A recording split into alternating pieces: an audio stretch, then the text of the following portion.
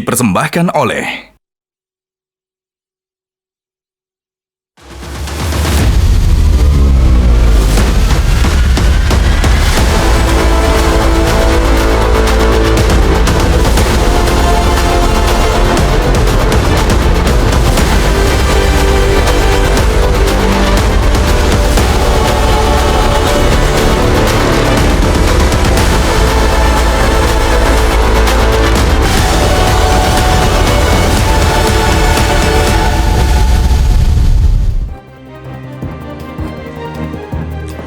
Pemirsa, kasus korupsi selalu identik dengan para pelakunya yang bersekongkol untuk menggarong uang negara. Mereka memperkaya diri sendiri dengan uang haram yang seharusnya bisa dipakai untuk mensejahterakan rakyat. Tapi kasus korupsi yang menjerat Menteri Perdagangan periode 2015 hingga 2016, Thomas Trikasih Lembong, agak lain, pemirsa. Tom Lembong dijadikan tersangka oleh Kejaksaan Agung pada Oktober 2024 lalu dengan sebuah kasus terkait dengan importasi gula. Menariknya, jaksa tidak menemukan sepeser rupiah pun uang haram hasil korupsi yang mengalir ke kantong salah satu menteri era Presiden Joko Widodo ini. Jaksa menuduh selaku Menteri Perdagangan Tom Lembong telah memberikan izin impor gula kristal mentah sebanyak 105.000 ton kepada sejumlah perusahaan swasta tanpa ada rekomendasi dari kementerian terkait. Gara-gara kebijakannya itu, sejumlah perusahaan dituding merugikan negara hingga 515 miliar rupiah. Dalam dakwaannya, jaksa menyebut total kerugian negara dalam perkara impor gula ini mencapai 578 miliar rupiah berdasarkan hasil audit BPKP, Badan Pengawasan Keuangan dan Pembangunan. Namun salinan audit kerugian negara ini dipertanyakan oleh pihak Tom Lembong. Mana salinannya? Benarkah telah terjadi kerugian negara dalam perkara impor gula yang menjerat Tom Lembong? Atau jangan-jangan kasus ini semestinya bukan perkara korupsi karena menyangkut kebijakan seorang menteri. Apalagi tidak ada keuntungan apapun yang dinikmati Tom Lembong dari kasus ini. Inilah kontroversi selengkapnya. Tom terjerat gula, bersama saya Zilvia Iskandar.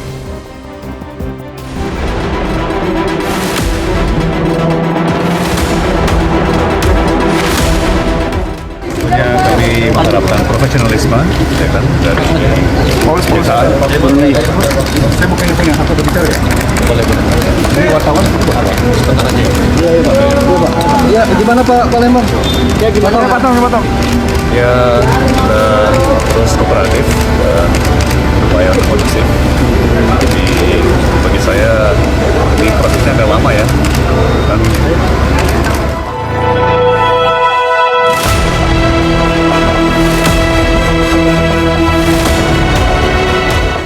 Katanya penyidikan sudah berjalan 12 bulan. Kalau udah itu tidak masuk dalam pokok perkara, Pak. Jadi saat ini kan tidak ada pokok perkara, Pak. Iya. Ini proses, ya kan. Jadi saya sudah ditahan 3 bulan.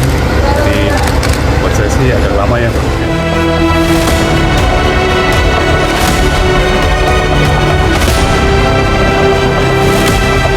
Ternyata kerugiannya lebih daripada 400 dan ini sudah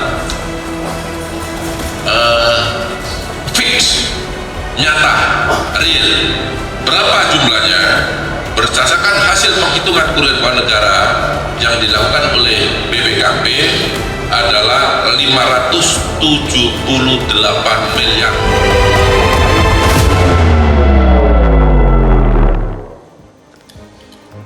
Pemirsa, untuk membahasnya sudah hadir sejumlah narasumber di studio Petro TV. Di sebelah kanan saya adalah mantan Ketua Mahkamah Konstitusi, Prof. Hamdan Zulfa. Selamat malam, Prof. Zulfa. Selamat malam. Terima kasih sudah hadir di Kontroversi. Berikutnya ada pakar hukum dan pembangunan, Profesor Widodo Dwi Putro. Prof. Widodo, selamat malam. Selamat malam.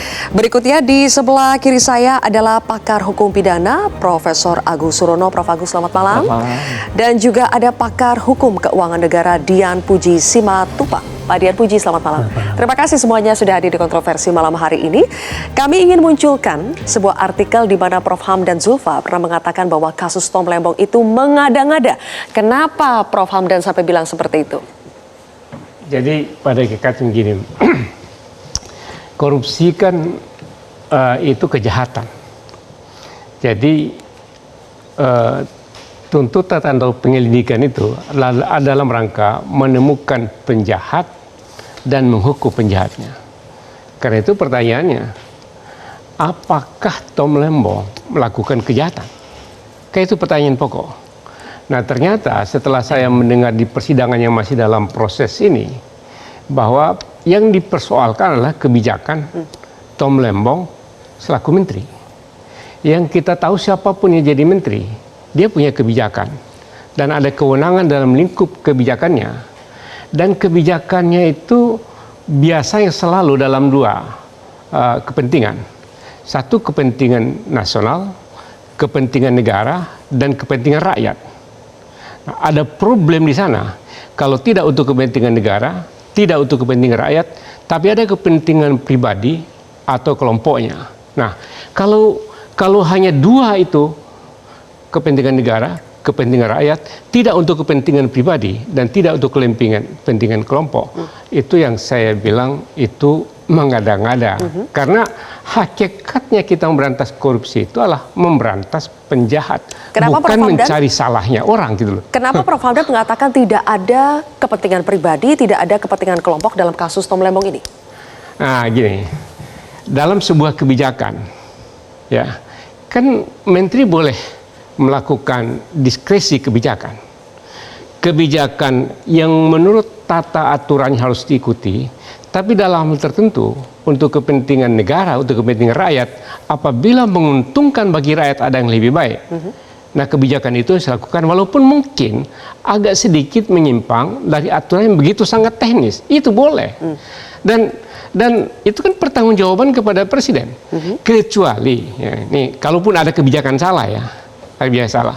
Satu, salah dalam administrasi negara itu bisa diperbaiki, ya.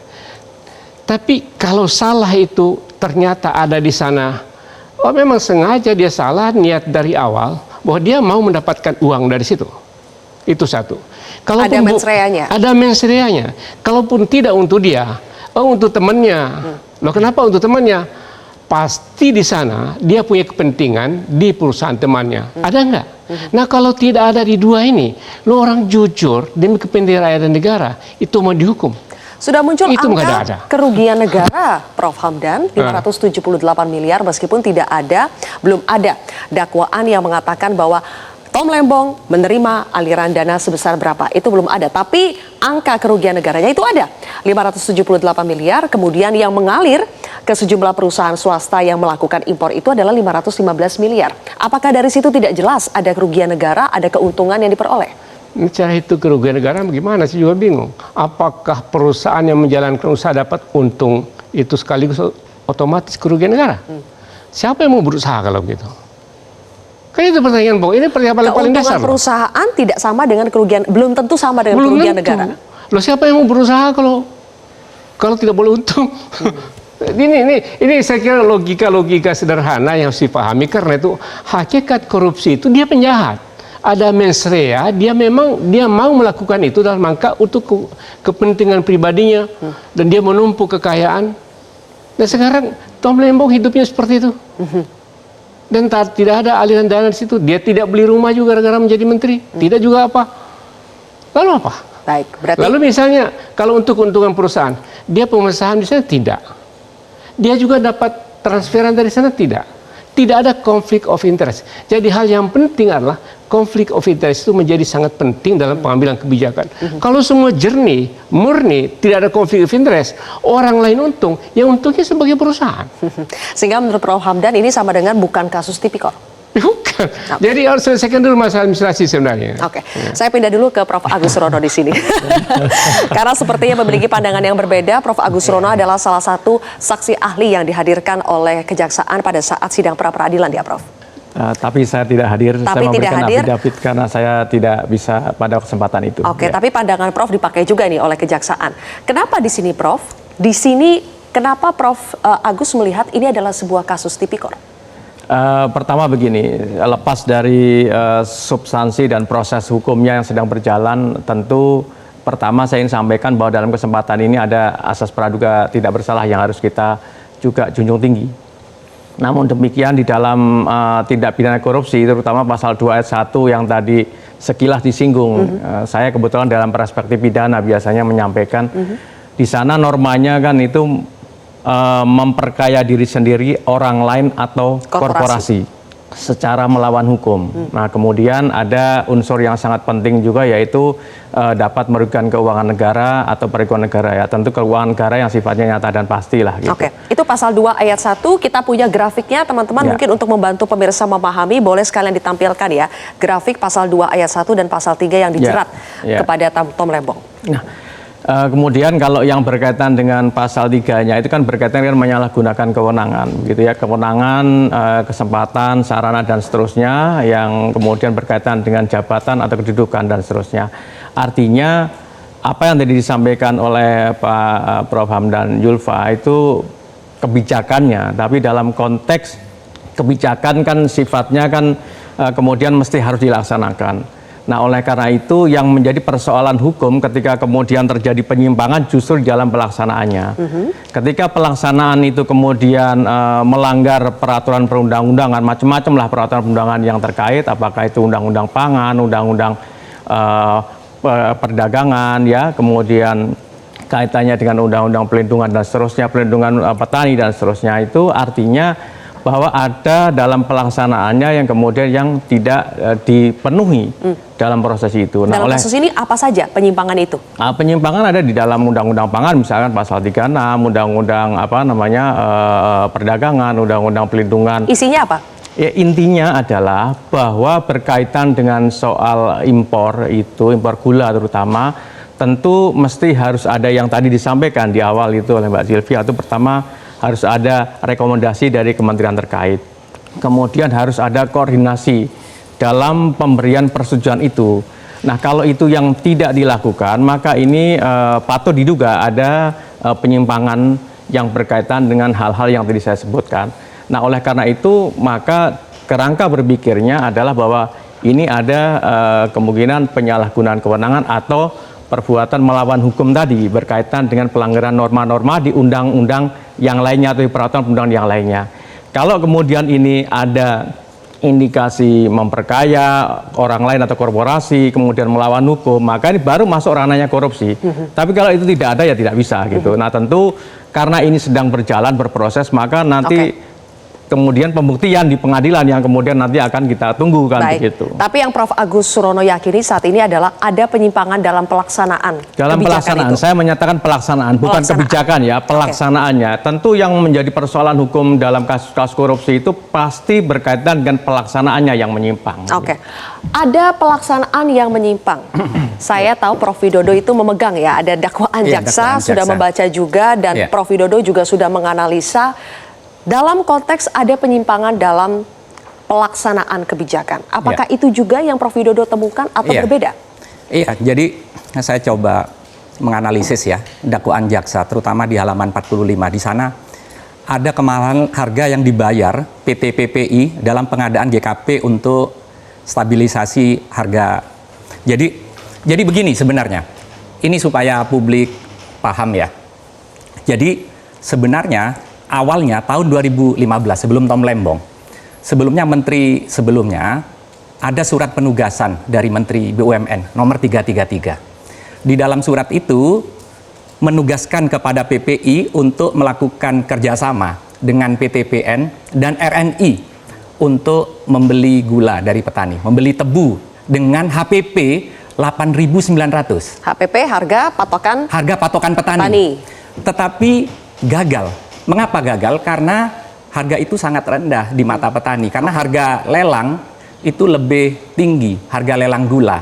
Jadi kalau dibandingkan dengan biaya produksi, petani rugi. Sehingga waktu itu target dari surat menteri, PTPN dan RNI targetnya stok gula 200.000 ton dari petani. Tetapi yang terrealisasi hanya 57.500 kurang jauh ton, jauh dari target. Gagal, tidak terserap karena petani menjual di luar PTPN. Konteksnya dengan kasus Tom Lembong? Konteksnya, lalu itu dijadikan dasar bahwa apa yang diimpor oleh Tom Lembong yang 9.000 itu lebih mahal dibandingkan HPP. Padahal kan begini ya. Jadi membandingkan sesuatu yang tidak terrealisasi atau yang gagal, itu jelas tidak fair atau tidak bisa menjadi ukuran karena 8.900 HPP itu sudah gagal. Dan satu hal yang tidak dimasukkan, ini ada epistemologik. Ini dalam penalaran hukum ini Apa itu, Prof? sesat. Jadi misalnya, contoh misalnya, kejaksaan atau JPU tidak menjelaskan mengapa gagal, tidak mampu 200.000. Itu mengapa? Itu tidak dijelaskan, kan begitu ya? Karena Padahal itu penting untuk itu memahami penting, ya. kenapa sampai akhirnya impor itu dilakukan di zamannya Tom Lembong. Iya, supaya penalaran tidak sesat. Terus yang kedua, juga tidak memasukkan bahwa ada 65% yang seharusnya juga dihitung. Jadi 8.900 HPP itu ditambahkan 65% profit sharing kepada PTPN dan ke RNI itu dari laba operasi pasar. Tetapi mungkin karena tidak terrealisasi sehingga memang kejaksaan kesulitan untuk memberikan nominal di sini. Tetapi membandingkan dengan HPP yang gagal itu nggak masuk akal. Okay. Itu nggak bisa dibandingkan pada sesuatu yang unmanageable ya, yang tidak bisa direalisasikan. Yang petani sendiri menolak. Oke. Iya. Itu kaitannya apakah untuk membuktikan ada kerugian negara atau tidak? Iya, untuk menunjukkan bahwa yang diimpor ini lebih mahal. Jadi membandingkan dengan HPP 8.900 yang itu pun masih belum ditambah dengan 60% untuk PTPN dan RNI, dan itu nggak bisa direalisasikan untuk membuktikan ada selisih kemahalan. Oke, tapi untuk menjawab Prof. Agus Surono yang Iya. mengatakan ada penyimpangan dalam pelaksanaan kebijakan yang diambil oleh Tom Lembong, Prof. Widodo, apakah juga melihat ada penyimpangan atau tidak ada penyimpangan? Ini semuanya sudah sesuai Iya. dengan prosedur. Iya, jadi ini saya coba menanggapi dari kawan saya, Mas Agus ya. Terus yang kedua, ini juga soal biaya masuk dan pendapatan dari dalam rangka impor. Jadi di sini juga kejaksaan itu ada epistemologik ya. Jadi saya melihat ini kalau saya mengajar legal reasoning ke mahasiswa seharusnya holistik, utuh gitu dalam satu kesatuan supaya tidak sesat. Misalnya di sini pembayaran biaya masuk ini nggak menghitung, misalnya ini kenapa rendah misalnya menurut dari kejaksaan, tapi nggak pernah menghitung misalnya harga gula internasional yang fluktuatif, yang berubah-ubah. Lalu tidak mempertimbangkan misalnya mengimpor dari daerah mana. Kalau ASEAN, India, itu biasanya ada 5% untuk daerah Brasil atau itu lebih mahal, itu nggak dihitung. Kemudian biaya angkut juga tidak dihitung. Kemudian tidak mempertimbangkan soal konsumen ya. Dan impor itu mestinya tidak hanya income generating, tetapi juga misalnya pemenuhan kebutuhan pokok gula juga mempertimbangkan. Jadi faktornya bukan soal laba, tidak hanya profit oriented, tapi juga kesejahteraan, welfare. Karena menteri itu bukan hanya mencari keuntungan, tetapi juga welfare, kesejahteraan. Jadi seperti itu. Singkat kata, Prof. Widodo mengatakan bahwa banyak yang tidak tepat dalam dakwaan jaksa ini ya? Bukan tidak tepat, tapi sesat. Sesat, bukan lagi tidak tepat, tapi sudah sesat. Ada satu hal lagi yang ingin saya tanyakan soal bagaimana hari ini ternyata ketika hakim sudah memerintahkan untuk menyerahkan salinan hasil audit BPKP yang dimintakan oleh pihak Tom Lembong, ternyata sampai hari ini dari jaksa penuntut umum juga belum menyerahkan.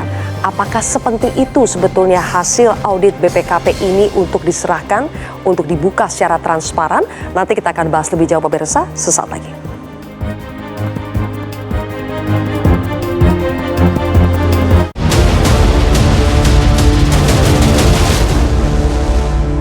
Dipersembahkan oleh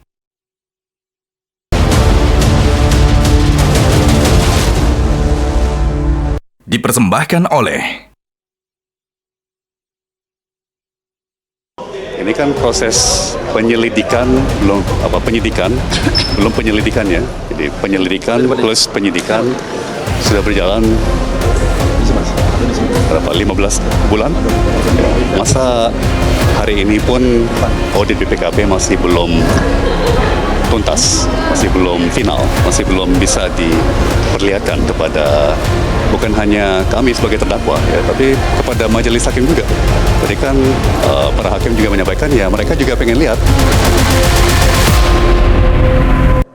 Pemirsa, berdasarkan hasil audit BPKP, muncul angka kerugian negara sebesar 578 miliar rupiah dalam kasus Tom Lembong.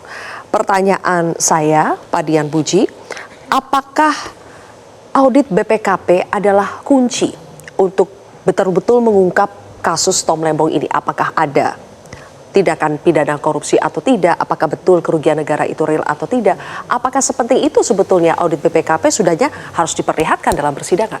Oh ya, itu jelas Mbak bahwa ciri dari suatu pemeriksaan yang bersifat audit et partem didengar semua pihak adalah objektif dan profesional. Apalagi dalam perkara tindak pidana korupsi, salah satunya adalah mengidentifikasi berapa unsur kerugian negara yang terjadi.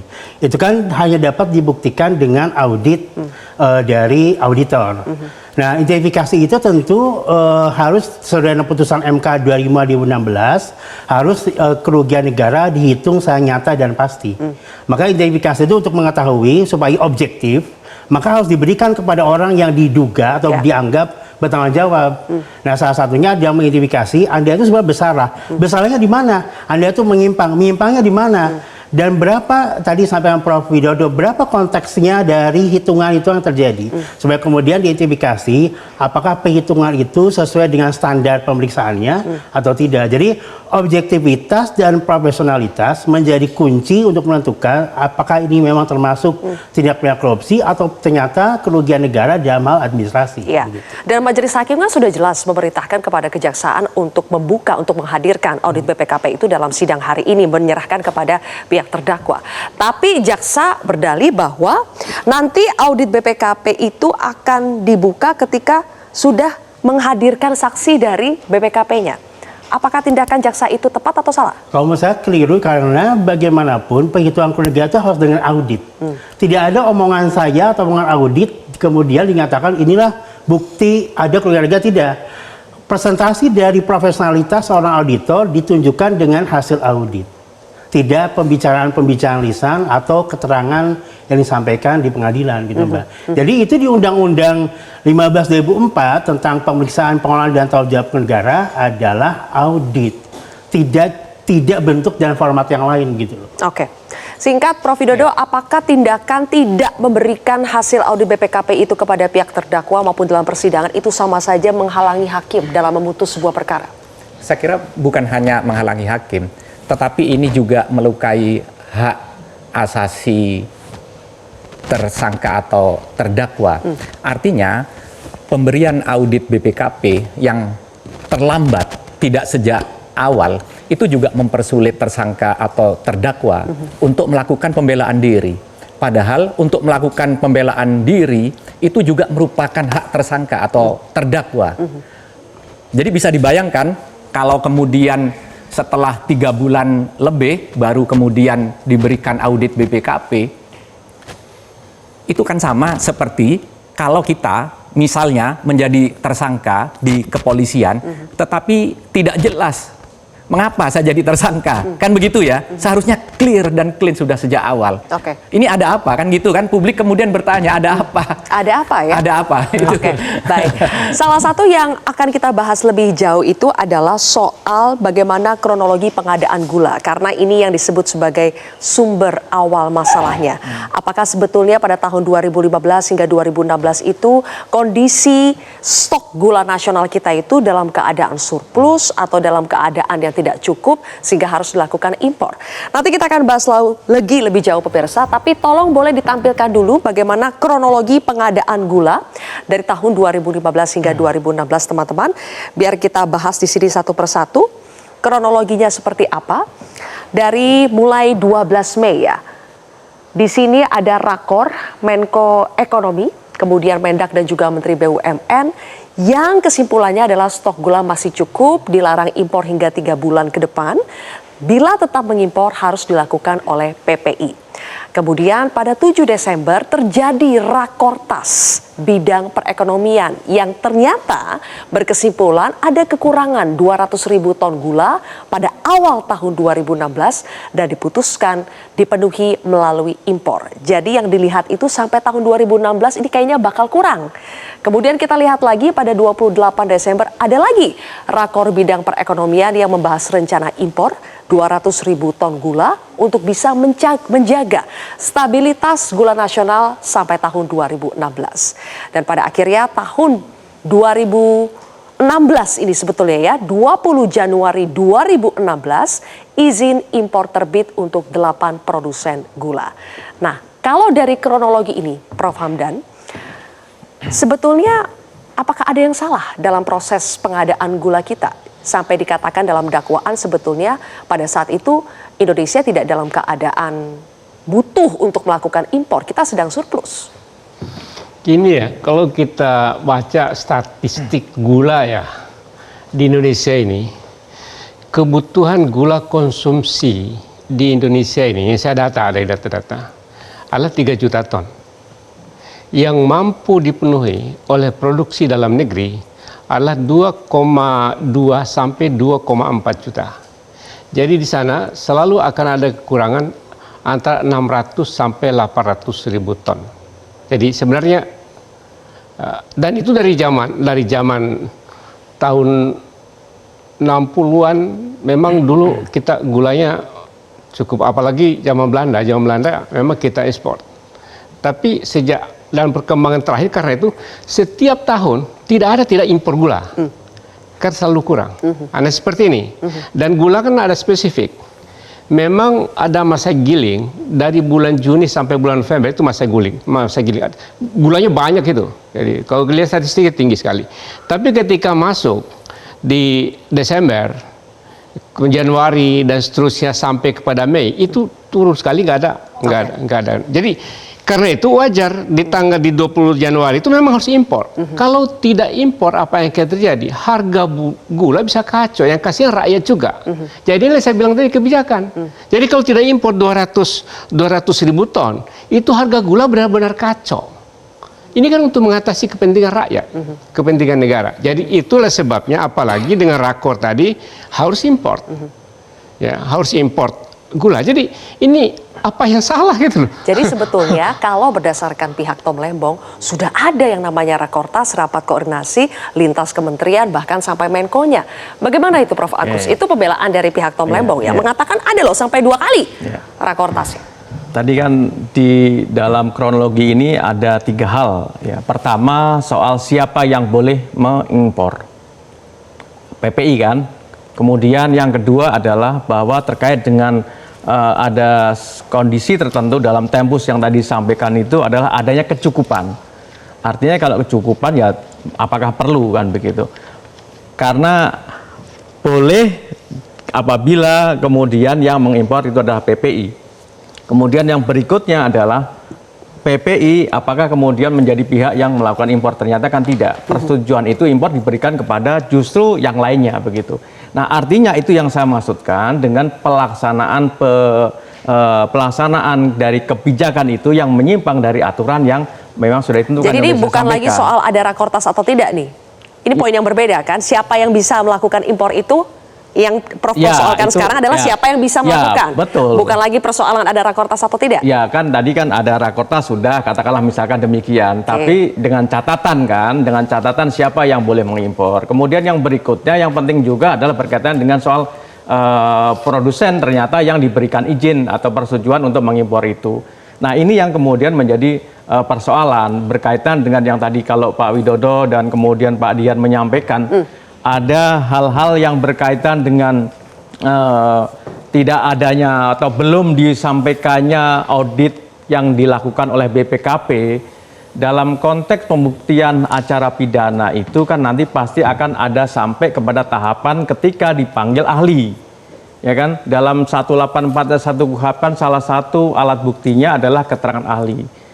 BPKP pasti akan dihadirkan hasil audit yang kemudian menghitung kerugian keuangan negara yang berkaitan dengan pelaksanaan kebijakan berkaitan dengan impor gula ini yang kemudian masuk dalam kualifikasi menurut jaksa, ya karena saya bukan jaksa kan, menurut jaksa adalah ini adalah merupakan perbuatan melawan hukum atau penyalahgunaan kewenangan sebagaimana pasal 3 yang tadi kita sama-sama lihat pasal atau bunyi pasal itu. Oke, jadi ada beberapa yang dipersoalkan dalam dakwaan jaksa. Salah satunya lagi yang dibahas Prof. Agus Surono saat ini adalah siapa yang berhak melakukan impor itu, dan ternyata yang mengimpor itu harusnya PPI tapi dilakukan oleh swasta. Iya. Begitu ya. ya. Oke, Pak Dian Puji, kalau Anda lihat, kita fokus dulu di siapa yang seharusnya mengimpor ya. Apakah untuk mengetahui dengan lebih pasti siapa yang berhak dan siapa yang tidak berhak, itu lagi-lagi membutuhkan audit BPKP ini atau ini adalah persoalan lain? Boleh dijawab nanti, Pak Dian Puji. Kita jeda terlebih dahulu pemirsa, kontroversi kembali sesaat lagi.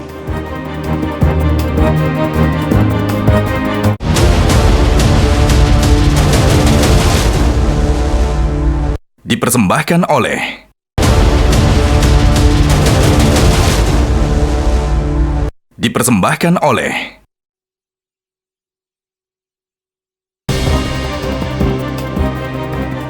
Kembali lagi di kontroversi pemirsa, dan saat ini kita sudah kehadiran lagi satu orang narasumber yang bergabung dalam diskusi ini, yaitu ekonom senior, ada Pak Fitra Faisal Hastiadi. Pak Fitra, selamat malam. Selamat malam, Mbak. Sebelum nanti saya ke Pak Fitra nih, kita akan ngomongin sebetulnya kita pernah surplus gula atau tidak sih. Saya nanti balik ke Pak Fitra, tapi sekarang ke tadi menyambung ya Pak Dian Puji. Pertanyaan saya sebelum jeda adalah tadi Prof. Agus Surono mempermasalahkan sekarang bukan lagi soal ada rakortasnya atau tidak, tapi siapa sebetulnya yang berhak melakukan impor. Kalau tadi dalam kronologi kita lihat harusnya PPI, tapi pada kenyataannya ada sejumlah perusahaan swasta yang akhirnya melakukan importasi gula selama masa eranya Pak Tom Lembong. Apakah untuk mengetahui siapa yang berhak atau tidak, lagi-lagi hasil audit BPKP itu berperan penting atau ini adalah ranahnya yang lain? Kembali betul sekali itu Mbak Zilvia. Jadi betul-betul audit itu akan harusnya kan ada untuk memperlihatkan apakah memang mengapa waktu itu impor tidak dilakukan oleh PT PPI. Mengapa alasannya? Kan mungkin ada alas fakta yang kemudian memadai menjadi dasar bahwa PPI tidak mampu untuk melaksanakan. Itu bisa terlihat di audit. Iya betul, BPKP. karena kan asersi itu kepada PPI akan ditanyakan. Mengapa Anda waktu itu menolak atau tidak melakukan impor tersebut sesuai dengan keputusan rakor misalnya kan? Maka identifikasi itu untuk melihat apakah memang ada alasan-alasan yang reasonable bisa meyakinkan kita semua bahwa memang dia tidak melakukan.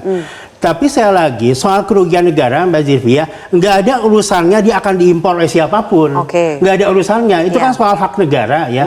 Bahwa kemudian oleh swasta tinggal kemudian kita identifikasi apakah betul, katanya sampaikan Prof. Widodo, apakah betul identifikasinya dia membayar bea masuknya.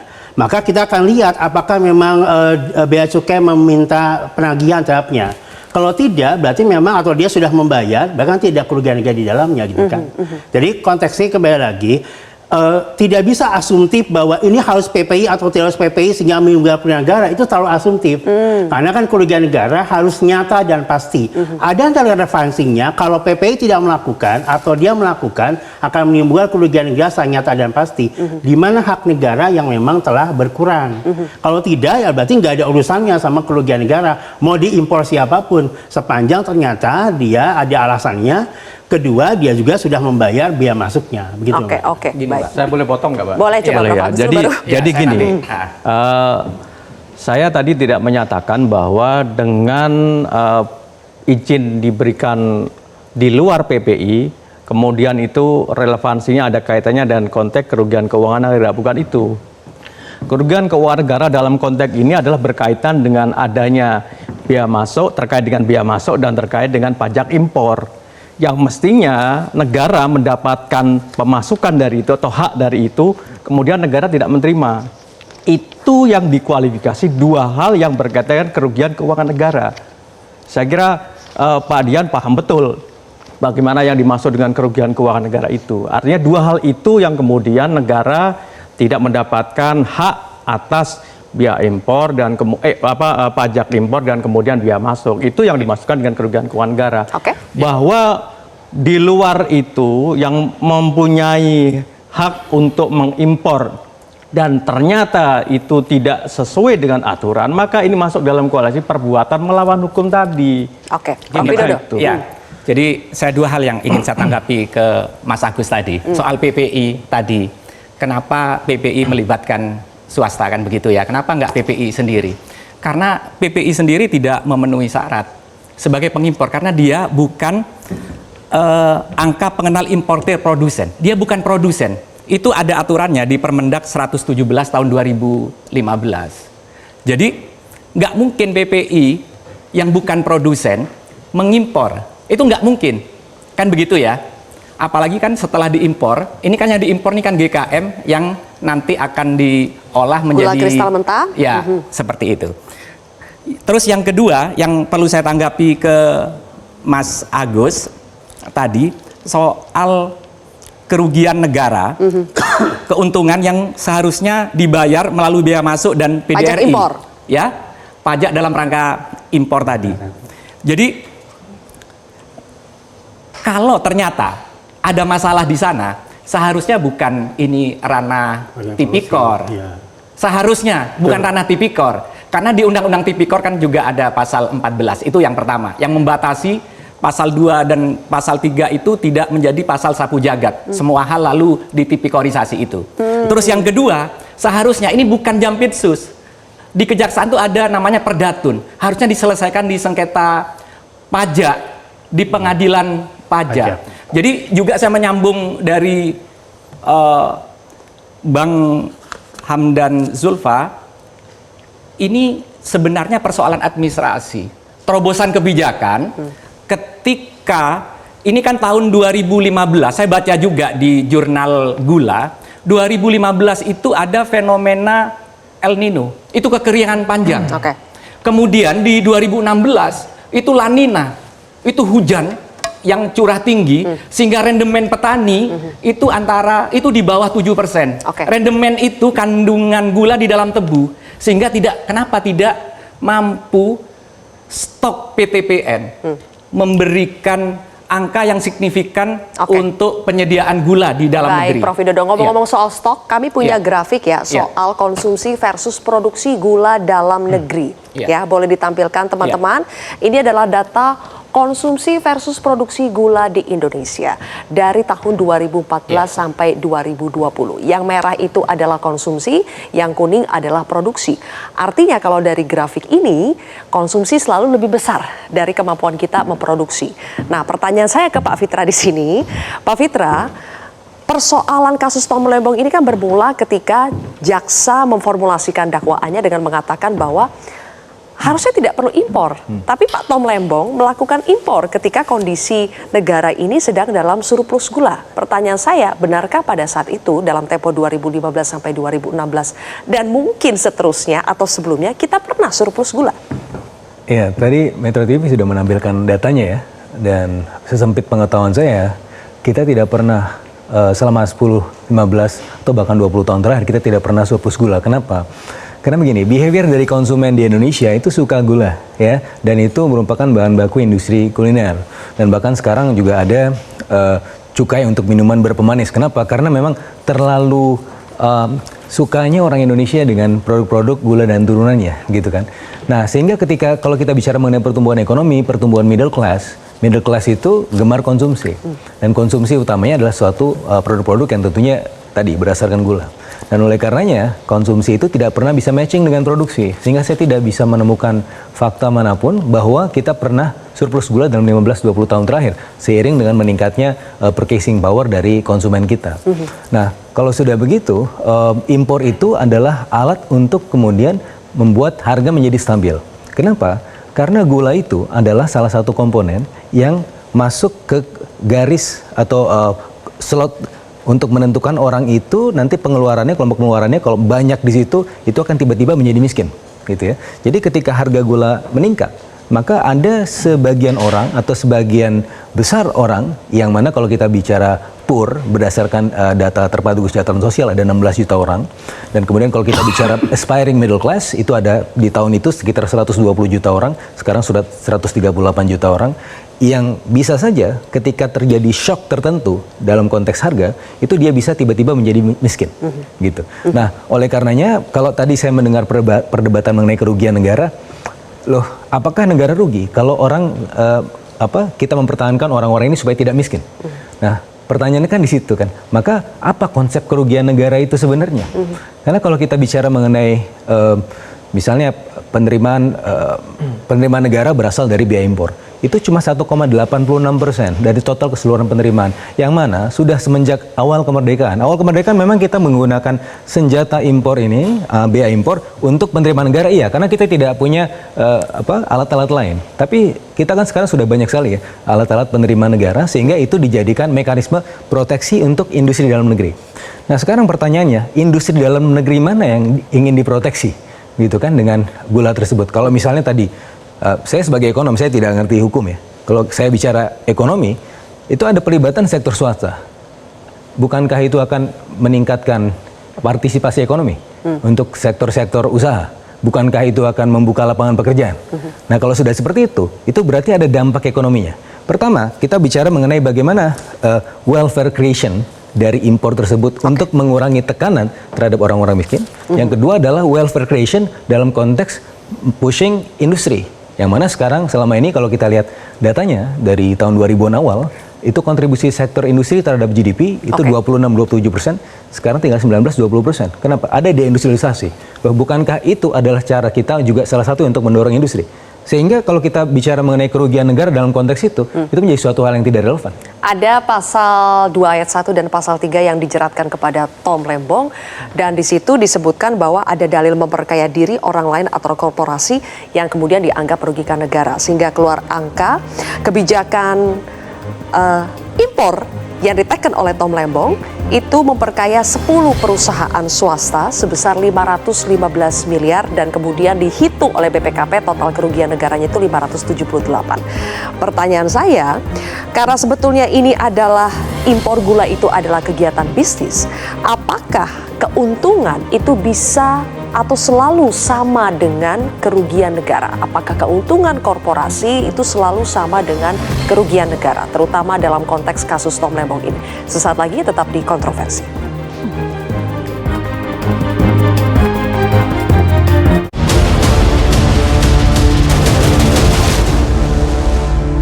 Dipersembahkan oleh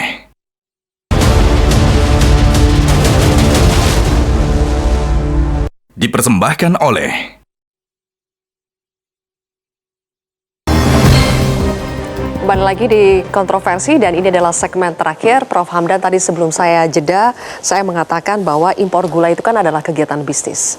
Tadi sudah disebutkan keuntungannya yang diterima oleh sejumlah perusahaan swasta ini, menurut dakwaan jaksa itu adalah 515 miliar rupiah. Ada keuntungan yang didapatkan oleh mereka, tapi apakah keuntungan itu sama dengan kerugian negara? Iya. Kalau keuntungan itu selalu sama dengan kerugian negara, siapa mau berusaha korupsi? Semua ini orang-orang mengimpor. Jadi ini logika yang tidak jalan.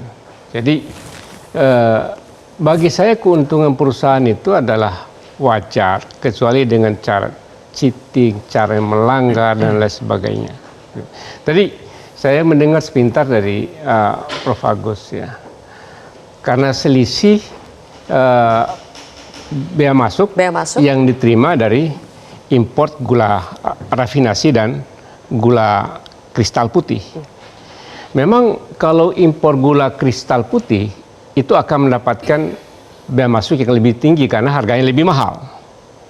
Sekarang karena impornya bukan kristal putih, impornya gula rafinasi, harganya lebih murah. Karena lebih murah tentu biaya impornya lebih murah. Pertanyaannya, apa salah mengimpor gula rafinasi atau rosuga ataupun yang lainnya, rosuga lebihnya lagi, rosuga, apa salah? Kan itu pertanyaan pokoknya. Nah sekarang mengapa tidak mengimpor gula putih, gula kristal putih? Kan itu pertanyaan. Nah ini harus dikaji lebih dalam. Kalau memang itu memang tidak mungkin impor gula kristal putih, harus impor gula rafinasi, maka gula rafinasi atau rosugar yang lebih ini lagi, yang masih material. Kemudian import ini apa? Ini kan yang jadi ini. Jadi saya kira ini persoalannya adalah masalah pilihan kebijakan. Negara tidak boleh mencita-citakan mengambil untung, padahal kalau mengimpor rosugar kemudian akan menghidupkan produksi dalam negeri, itu kan untungnya bagi rakyat dan lebih banyak. Dan ada added value di ada situ. added value yang banyak, ada karyawan, macam-macam. Tapi kan jaksa bayar berlindung. pajak juga dari penghasilan perusahaan lain lagi kan lebih tinggi. Prof. Hamdan, jaksa itu berdalih pada ada aturan Permendak yang katanya kalau mau impor gula itu harus impor gula kristal putih, bukan gula mentah. Apakah betul cara menerjemahkan Permendaknya seperti itu? Kan begini, sebenarnya impor gula putih kan pada dasarnya kalau kita lihat di peraturannya adalah dalam rangka menstabilkan harga gula kan intinya kan. Intinya kan menstabilkan harga gula. Kalau mengimpor gula rafinasi menstabilkan harga gula, salah nggak? Kan sederhana cara jadi logika sederhana saja dipakai. Jadi kalau kita mengikuti yang formal, mati langkah. Nah, pemerintah tidak bisa melakukan kebijakan apa-apa. Inilah yang saya katakan bahwa kebijakan pejabat umum itu, pejabat negara dalam rangka kepentingan rakyat itu intinya. Jadi kalau ada masalah-masalah yang kaku seperti itu, ada yang lebih menguntungkan rakyat, itu yang dipakai. Jadi salah-salah dikit dipersalahkan, ini semua jadi soal. Nah, ini saya bilang, ini nggak benar. Oke, karena waktu kita terbatas ya. Pak Fitra, Pak Fitra, terakhir untuk Anda. Ketika ada case seperti ini, apakah ini mengkhawatirkan bagi dunia usaha, bagi pelaku impor, bagi menteri-menteri perdagangan berikutnya apabila sebuah kebijakan ujung-ujungnya bisa dikriminalkan seperti ini? Ya pasti, karena tujuan negara atau menteri turunan dari negara itu adalah untuk kemudian mensejahterakan masyarakat kan. Nah, dalam komponen pengeluaran pemerintah misalnya atau komponen pertumbuhan ekonomi ada yang disebut government spending. Kalau pemerintah belanja, apakah pemerintah rugi? Enggak, karena dia menghasilkan pertumbuhan ekonomi, begitu kan. Dengan konteks yang sama, kalau misalnya kita bicara mengenai GKM versus GKP. GKM memang biaya masuknya mungkin lebih murah. Tetapi kan itu tujuannya adalah untuk kemudian membuat surplus konsumen lebih tebal. Surplus konsumen yang lebih tebal itu artinya adalah meningkatkan kesejahteraan masyarakat. Nah, kalau sudah kesejahteraan masyarakat meningkat, artinya kemampuan konsumsi juga meningkat, akhirnya pertumbuhan ekonomi juga bisa meningkat. Nah, kenapa itu disebut sebagai kerugian negara, saya tidak tahu. Mungkin cuma letter luck berdasarkan accounting saja. Tetapi kan kita bicara ekonomi. Kalau ekonomi itu bukan hanya accounting cost, tapi juga opportunity cost, dan juga kesempatan-kesempatan yang lain yang sifatnya bisa intangible, bisa tangible. Dan mungkin ada efeknya nggak di jangka pendek, mungkin bisa di jangka menengah panjang. Tetapi itu adalah tujuan bernegara untuk mensejahterakan masyarakat kan. Nah, jadi kita tidak bisa secara sempit mengartikan kerugian negara. 1 menit saja boleh ya? Nah, jadi iya 1 menit boleh kah? Jadi saya menyambung dari Pak Fitra dan Pak Hamdan. Jadi itulah yang disebut premium remedium. Ini untuk ke masyarakat ya. Apa itu, Prof? Jadi tidak semua itu harus dengan sanksi pidana atau hukum pidana. Seperti tadi, misalnya diskresi kebijakan ya, itu melakukan terobosan untuk kepentingan umum, untuk kepentingan bangsa dan negara. Misalnya kebijakan publik melakukan terobosan kebijakan, itu namanya premium remedium.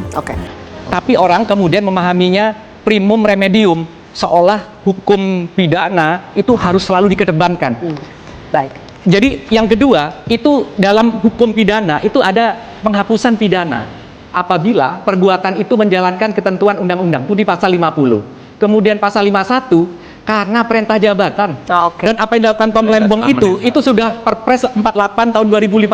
Artinya itu juga tembus ke gantian dong. Iya, itu artinya juga dilakukan ke presiden.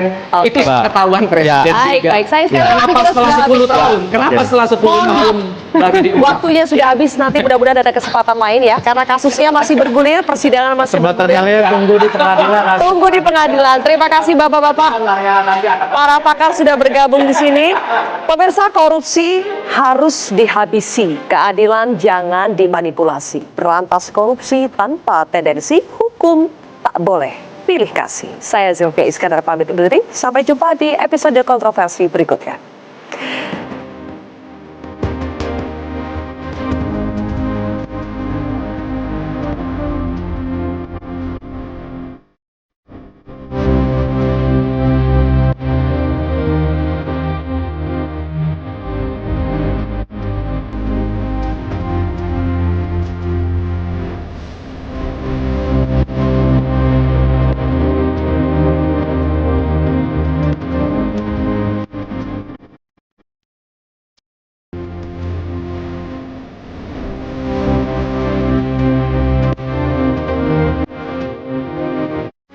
Metro TV. Jelajahi cara baru mendapatkan informasi. Download Metro TV Extend sekarang.